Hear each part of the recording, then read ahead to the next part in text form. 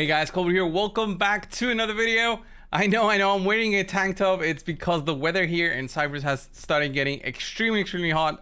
So yeah, we gotta do what we gotta do. Gotta wear the t-shirts, gotta have the AC on. It gets crazy here over in the summer period, especially in the summer period. It's not even summer actually yet, but for me it is, you know. The weather gets crazy, very hot, especially June, July. It's kind of the worst thing ever.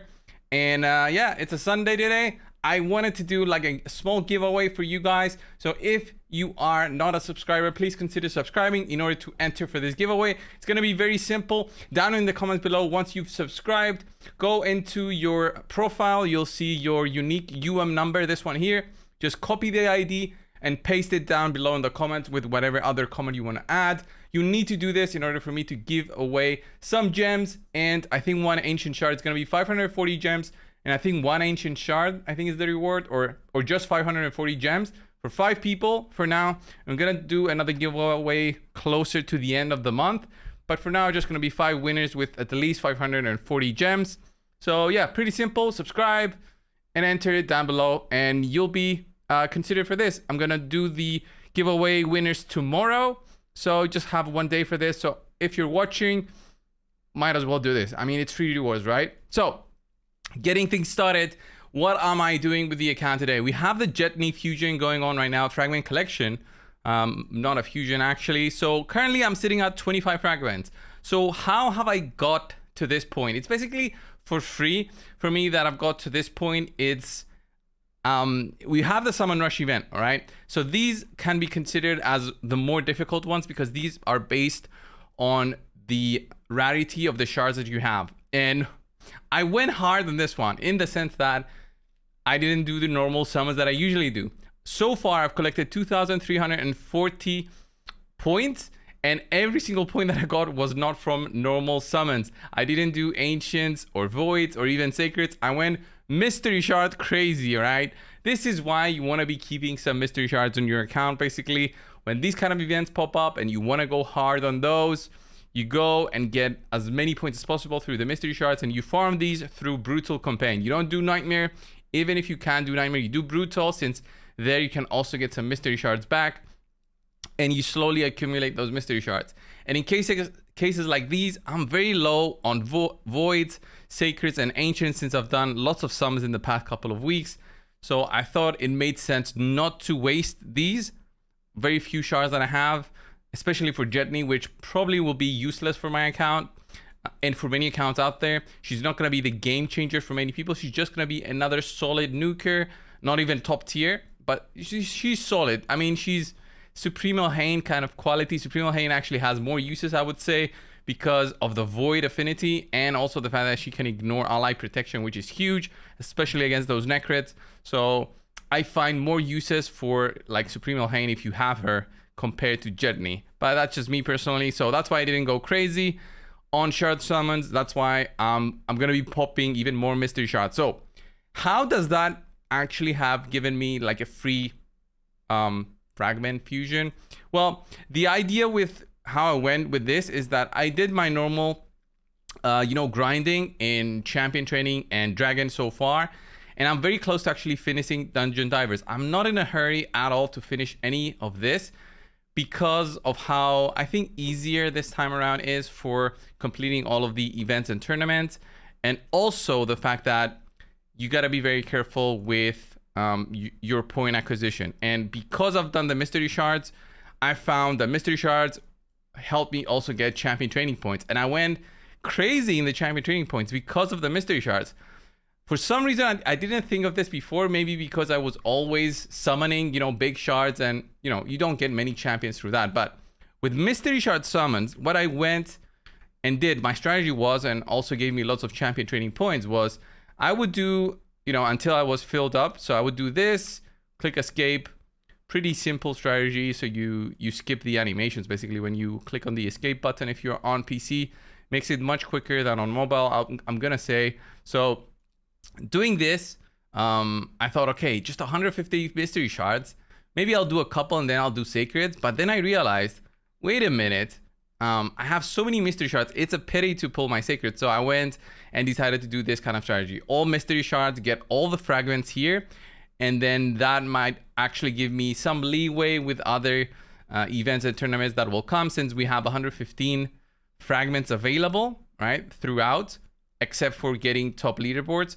So I thought, okay, I'm not going to get top leaderboards with anything. So I might as well try to push and get as many fragments as I can. And maybe I can skip something else. And maybe the summon tournament will be something easier. So we'll see when that time comes. But doing this with the mystery shards, I know it depletes my mystery shards, but I will be able to accumulate those back in case there's a big champion training tournament in the future. But it's unlikely they'll do anything at the moment. We're going to have the Arbiter series and the Arbiter login champion next week starting. We don't know exactly when, but I don't think a champion training will be anytime soon. So I'm okay. I'll slowly accumulate, mystery shards again through, champion training. And it's a good thing to showcase these kind of strategies when doing these kind of pulls. So what do you do if you don't have a lot of 3 stars where you can start using these 3 stars and then using the 1 stars to actually give them some levels? I would say to level 12, that's okay. You can do this as a strategy. If you don't have 3 stars saved up, what you can do, so instead of doing that, you can start feeding the 1 stars into other 1 stars.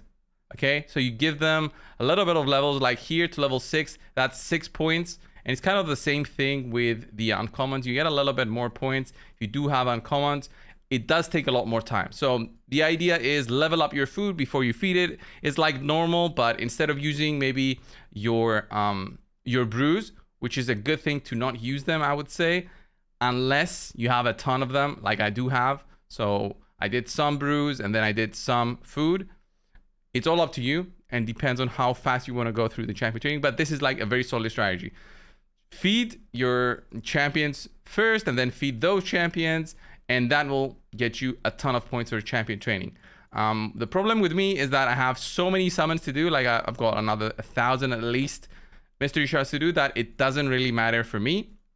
So if you're just going for the 2,000 mark, then maybe you had 1 sacred that you wanted to pull, then this will be even easier, and it makes more sense to go with brews on each one of the foods. So maybe 1 food and then you put 1 brew on them on the affinity that they are. This gives you lots of points, and you can even level them up, and then maybe you can get this Death Hound as an example to 2-star and then upgrade it and then feed some more champions and then use it as food. So it's all up to you. But me personally, I want to save up the brews because these give me a ton of points during those champion training events with a champion as a reward. So I don't want to risk, not having enough ammunition when the time comes to actually get the champion offered by Plarium, for the competition. So it's a grind. It takes lots of hours. So might as well, if you've got like 2 monitors, put a movie or a TV show. That's what I did. I had it on the side and just mindlessly try to push through and do the champion training. So with this, what I've done right now,